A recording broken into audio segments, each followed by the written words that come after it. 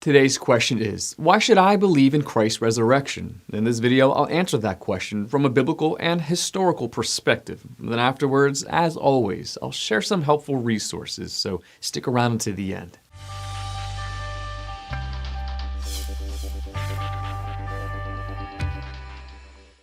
It is a fairly well-established fact that Jesus Christ was publicly executed in Judea in the 1st century AD under Pontius Pilate by means of crucifixion at the behest of the Jewish Sanhedrin. The non-Christian historical accounts of Flavius Josephus, Cornelius Tacitus, Lucian of Samosata, Maimonides, and even the Jewish Sanhedrin corroborate the early Christian eyewitness accounts of these important historical aspects of the death of Jesus Christ. As for his resurrection, there are several lines of evidence which make for a compelling case. The late jurisprudential prodigy and international statesman Sir Lionel Lacu of the Guinness Book of World Records fame for his unprecedented 245 consecutive defense murder trial acquittals epitomized Christian enthusiasm and confidence in the strength of the case for the resurrection when he wrote, "I have spent more than 42 years as a defense trial lawyer, appearing in many parts of the world and am still in active practice.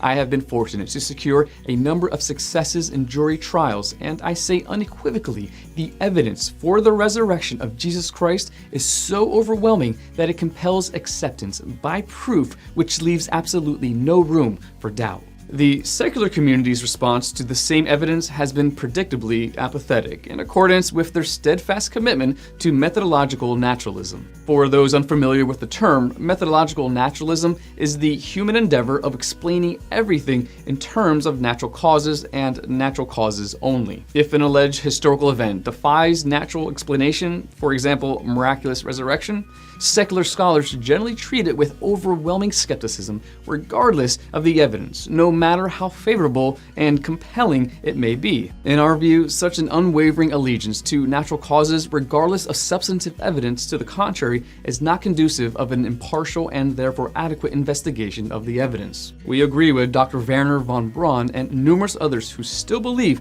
that forcing a popular philosophical predisposition upon the evidence hinders objectivity, or in the words of Dr. von Braun, to be forced to believe only one conclusion would violate the very objectivity of science itself. Having said that, let's now examine several lines of evidence for Christ's resurrection. To begin with, we have demonstrably sincere eyewitness testimony.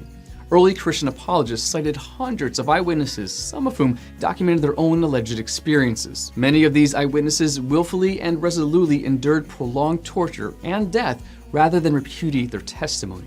This fact attests to their sincerity, ruling out deception on their part. According to the historical record, the book of Acts, chapter 4, verses 1 through 17, Pliny's letters to Trajan the 10th, etc., most Christians could end their suffering simply by renouncing the faith.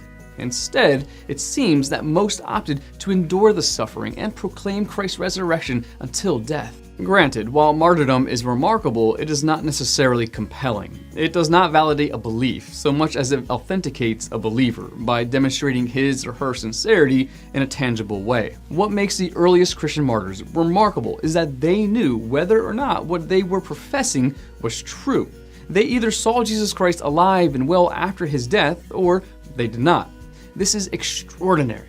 If it was all just a lie, why would so many perpetuate it given their circumstances? Why would they all knowingly cling to such an unprofitable lie in the face of persecution, imprisonment, torture, and death? While the September 11, 2001 suicide hijackers undoubtedly believed what they professed, as evidenced by their willingness to die for it, they could not and did not know if it was true. They put their faith in traditions passed down to them over many generations. In contrast, the early Christian martyrs were the first generation. Either they saw what they claimed to see, or they did not. Among the most illustrious of the professed eyewitnesses were the apostles. They collectively underwent an undeniable change following the alleged post-resurrection appearances of Christ. Immediately following his crucifixion, they hid in fear for their lives.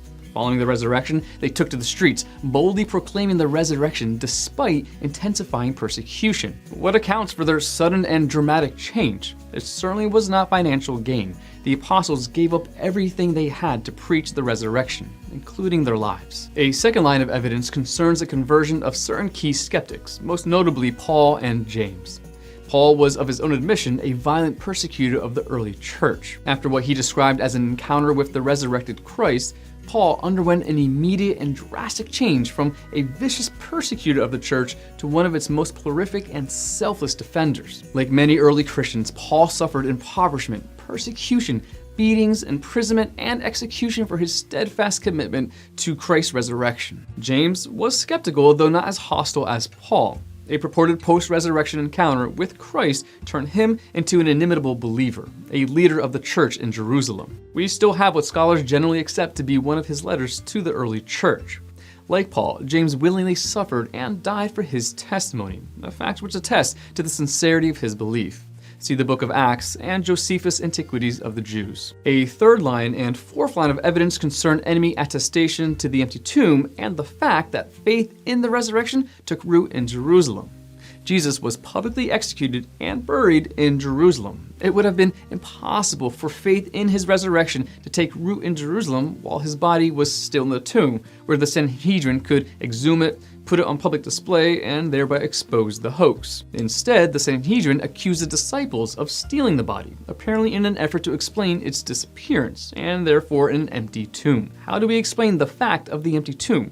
Here are the three most common explanations. First, the disciples stole the body. If this were the case, they would have known the resurrection was a hoax. They would not therefore have been so willing to suffer and die for it. Remember the first line of evidence concerning demonstrably sincere eyewitness testimony. All of the professed eyewitnesses would have known that they hadn't really seen Christ and were therefore lying. With so many conspirators, surely someone would have confessed, if not to end his own suffering, then at least to end the suffering of his family and friends. The first generation of Christians were absolutely brutalized, especially following the burning of Rome in AD 64. A fire which Nero allegedly ordered to make room for the expansion of his palace, but which he blamed on the Christians in Rome in an effort to exculpate himself. As the Roman historian Cornelius Tacitus recounted in his Annals of Imperial Rome, published just a generation after the fire, Nero fastened the guilt and inflicted the most exquisite tortures on a class hated for their abominations, called Christians by the populace. Christus, from whom the name had its origin, suffered the extreme penalty during the reign of Tiberius at the hands of one of our prosecutors, Pontius Pilate, and a most mischievous superstition, thus checked for the moment, again broke out not only in Judea, the first source of the evil, but even in Rome, where all things hideous and shameful from every part of the world find their center and become popular. Accordingly, an arrest was first made of all those who pleaded guilty. Then, upon their information, an immense multitude was convicted, not so much of the crime of firing the city as of hatred against mankind. Mockery of every sort was added to their deaths. Covered with the skin of beasts, they were torn by dogs and perished, or were nailed to crosses, or were doomed to the flames and burnt to serve as a nightly illumination when daylight had expired. Nero illuminated his garden parties with Christians whom he burnt alive. Surely someone would have confessed the truth under such threat of terrible pain.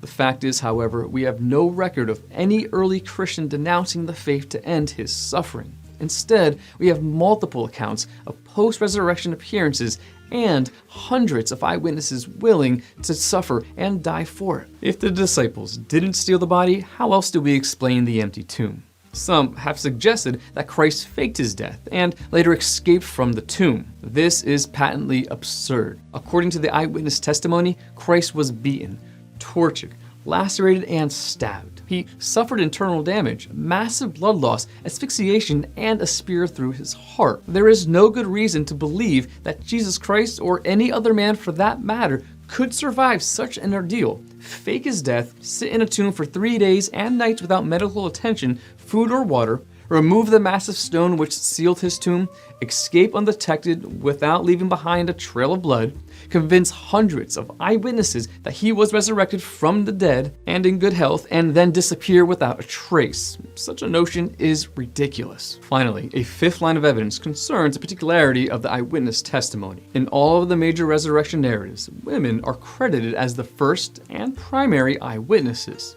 This would be an odd invention, since in both the ancient Jewish and Roman cultures, women were severely disesteemed. Their testimony was regarded as insubstantial and dismissible.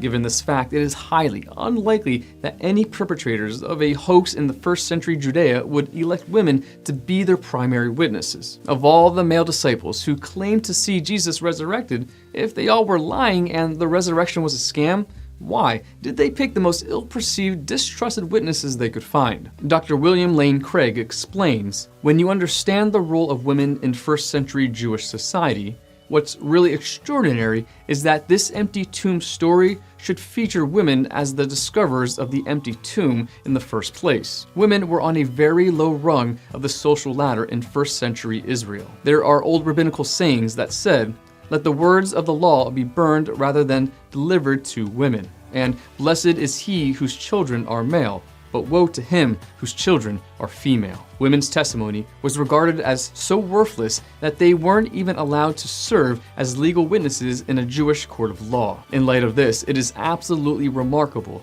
that the chief witnesses to the empty tomb are these women. Any later legendary account would have certainly portrayed male disciples as discovering the tomb, Peter or John, for example. The fact that women are the first witnesses to the empty tomb is most plausibly explained by the reality that, like it or not, they were the discoverers of the empty tomb. This shows that the gospel writers faithfully recorded what happened, even if it was embarrassing. This bespeaks the historicity of this tradition rather than its legendary status. In summary, these lines of evidence, the demonstrable sincerity of the eyewitnesses, and in the apostles' case, compelling, inexplicable change, the conversion and demonstrable sincerity of key antagonists, and skeptics turned martyrs, the fact of the empty tomb, enemy attestation to the empty tomb, the fact of all of this took place in Jerusalem where faith in the resurrection began and thrived, the testimony of the women, the significance of such testimony given the historical context, all of these strongly attest to the historicity of the resurrection. We encourage our readers to thoughtfully consider these evidences. What do they suggest to you? Having pondered them ourselves, we resolutely affirm Sir Lionel's declaration. The evidence for the resurrection of Jesus Christ is so overwhelming that it compels acceptance by proof, which leaves absolutely no room for doubt. Want to learn more? Subscribe so you don't miss the next video. Visit gotquestions.org for more great content, and check out the details section below this video. There's one book I recommend along with several related questions. If you'd like to learn about Bible Munch, or if you're interested in bite-sized devotionals, subscribe to Bible Munch on YouTube. It's linked right here. Now remember, got questions? The Bible has answers and will help you find them.